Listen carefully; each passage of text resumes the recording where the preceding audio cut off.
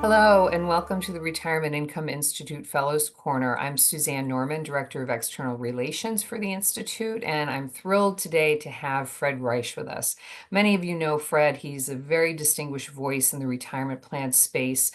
He is retirement plan counsel and offers advice to plan sponsors, service providers, registered investment advisors, essentially the entire ecosystem of the 401k space. He is a recognized authority in the field and frequently quoted in national media and a sought-after speaker. And we're thrilled to have you here today, Fred, to talk about the work you've done for the Institute. Thanks for being here.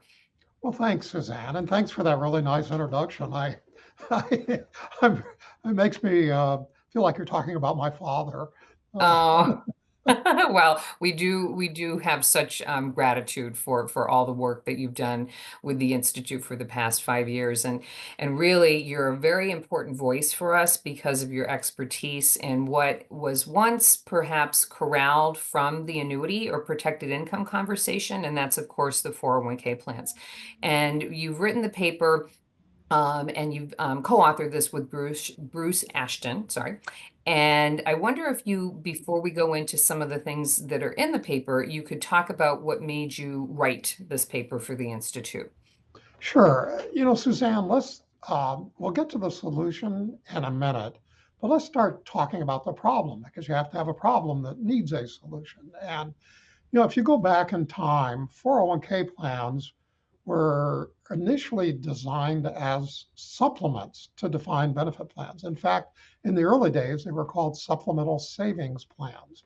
Um, and they were really intended to be a true retirement plan at all. It's just a way to defer part of bonuses, for example, into savings that could later be used for retirement. Along the way, defined benefit plans became less popular. The need for a popular retirement plan became more obvious. And that was what the 401k plan that we know today became. It became an accumulation retirement savings vehicle with employer contributions and employee deferrals. And there were steps along the way to make it better. Think of automatic enrollment from the Pension Protection Act of 2006. Think about target date funds for people who didn't know how to invest their money and needed help. So it became a pretty darn good retirement accumulation plan. Then along came people who had spent a lot of years savings in these plans, um, the boomers, and we're now getting to the first real generation of people who saved in a plan that was designed for accumulation, but it's no thought was given to decumulation, or more practically speaking, retirement income. And so now we're at that stage, and we have been for a few years now, and that's the issue. Now, getting more granular with the issue, we have hundreds of thousands of people, millions of people saving in these retirement plans who don't know how to invest for retirement. They have no education, they have no experience, and how do you invest for lifelong secure retirement income? Uh, we also have people, I think when people envision retirement, they think about a 65-year-old who's off to Europe vacationing because they're retired now. Well, let's talk about the other end of that. Let's talk about an 80-year-old or a 90-year-old who is gradually going through cognitive diminution.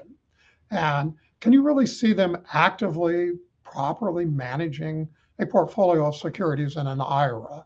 And the answer is, of course not. That's just not realistic. So, not just a retirement income, but retirement income that can be appropriate in those older years for somebody who probably can still deal with their checking account, but probably isn't really in a condition to be an active investor. So, the need then becomes, how do we get secure lifelong retirement income for people who are going to need it? I mean, the need is obvious, I think, but because of that need, we've defined the practical issue.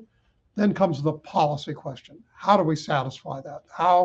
What can be done in the law by Congress to create answers that work for these very, very practical problems? So that was the genesis of what Bruce and I did. That was our desire to help carry this, what Congress had done, out to a more popular, more retail, if you will, venue. Yes, and thank you, Fred. There's so much there to unpack. I think one of the things you highlighted, of course, is the fact that these were intended to be accumulation and not necessarily that, through retirement. So I know the sayings out there, they took you to retirement, but now you've got to get through retirement. If you could spend just a minute or two talking about what changed related to the policy work because of the regulations, and of course, the title of your paper is of course looking at some of these changes. And so Secure 2.0. And if you could just talk a little bit about what that's allowed for from a plan sponsor standpoint to make these solutions for this cohort of, as we call them, peak 65ers, where people are going to be looking for income. And this may be their largest savings vehicle. Sure. Suzanne, I'm glad to do that. And the Congress is very much aware of this issue. Congress is basically a slow-moving, deliberative body, and no matter what we read in the media, it's not easy to get a bill through Congress. So being aware of this issue, they've made legislative changes, and I'm going to refer to the 2019 Secure Act as Secure 1.0 just to distinguish.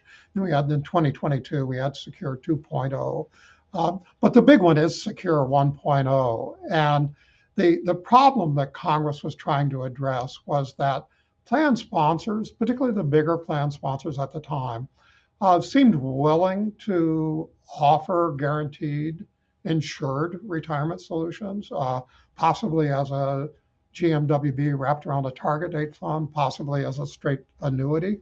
Uh, but they were concerned about fiduciary liability and they didn't want to get sued. We all know there's lots of 401k litigation going on, particularly against the bigger plans.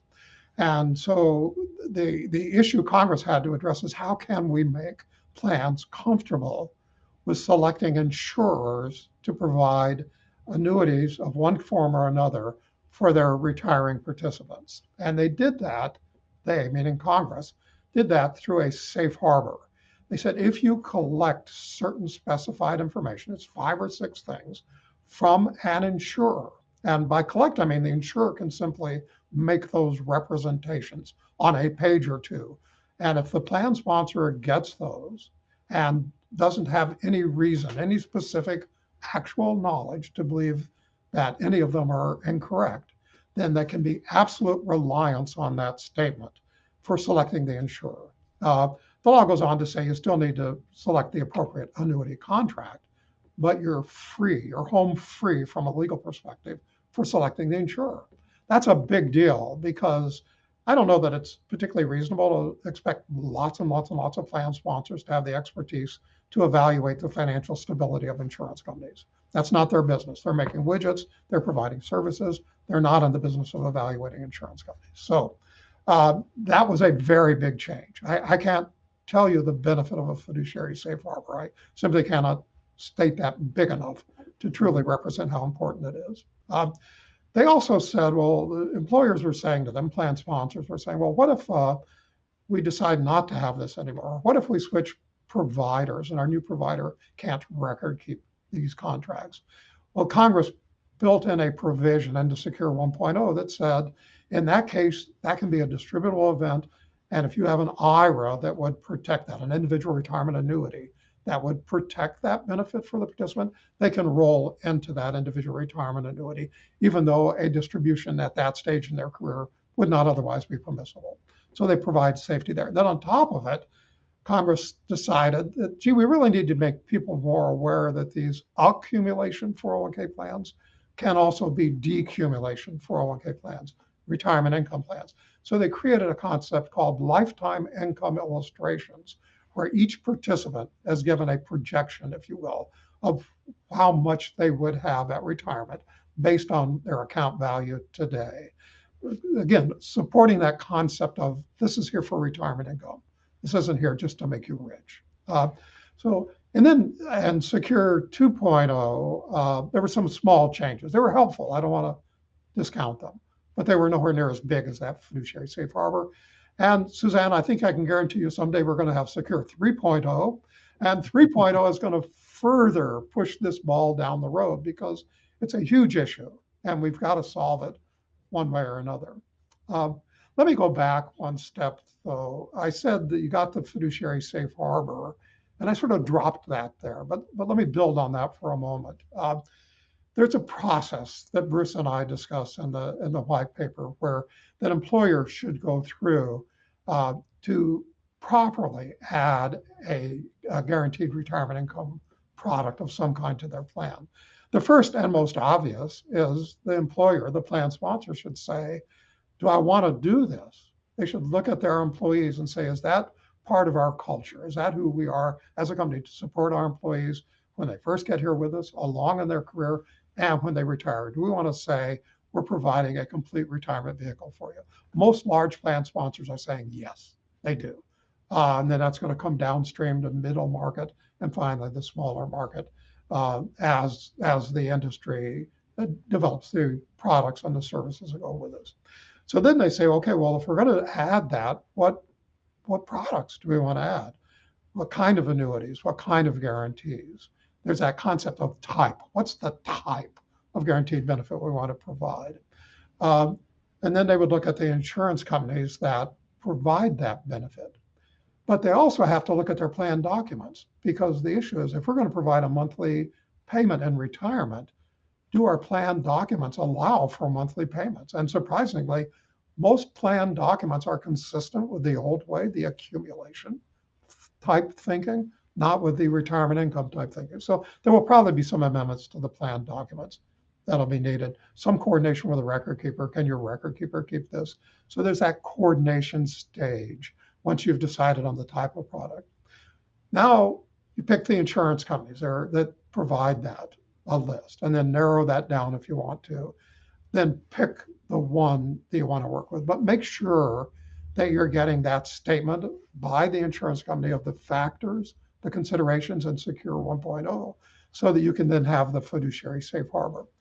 Then pick the actual product. I mean, the actual contract from that insurance company. They may offer a variety of annuities, but you need to pick one for your plan. So you've got the type, you've got the insurance company, now the particular contract. If the company doesn't have the expertise to do it, there are consultants out there now who can help them with it. Most of the major 401k advisory firms are adding insurance consulting expertise now because they see this coming as well. Uh, then you've got the product to put in your plan, and you have communication issues with your employees, educating them on it's available, letting them know how to elect it if an election's involved, and all that sort of implementation side to it. But you've gone through and you've done it properly for the plan document, properly for the safe harbor, properly for the actual product. And the white paper lays that out in more detail than we can conversationally, Suzanne. But so I would refer people to that if they want to know more about it. Thank you so much, Fred. And you were reading my mind because at the appendix of your paper, which would direct people to the website at the end, you have a wonderful step-by-step process, and it's so helpful to see that lined up very simply. And really, I'd love to thank you today. I know we could spend hours talking about this, that not only the need, but the mechanics, and no one better than you to explain all those ins and outs. So I will thank you for being here and direct people to our website, protectedincome.org, and you'll look for the Institute and you'll find Fred's paper as well as other research. And Fred, again, thank you because one of the main objectives that we have at the Institute is to take retirement research and put it into the real world. And I can't think of a better example than what's happening in the 401k space and with thought leaders like you who are helping people design how we can do this integration. So thank you for being here. Thank you, Suzanne. You're welcome. And I look forward to seeing everyone else on a Fellows Corner very soon. Thank you.